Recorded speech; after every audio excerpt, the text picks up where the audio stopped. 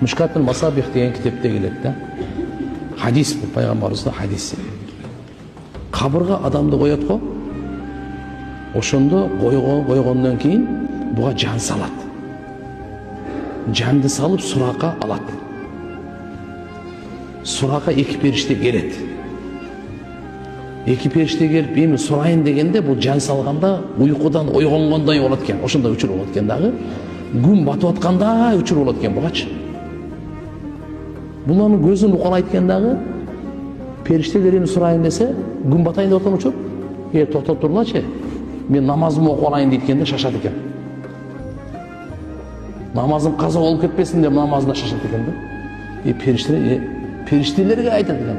Тура турла, сиз сурак бураңар. Муякта намаз каза болуп атса, эмнени баштап атасың дейт. Өзүнчө айтканда. Мен намаз окуп алайын дейт экен. Анан кийин не токто, бул жер намаз окуй турган жер эмес, анда азыр сурай турган учур. Анан кийин сура. Ушуну алымдар айтыптыр да, буну ар ким айта албайт депчи. Ким айта алат? Ким намазга сиңип калган болсо, намазга бекем болгон болсо, ошол кабырда дагы периштелер мени кой берип тургула, мен намаз окуп алайын деп айта алат экен да.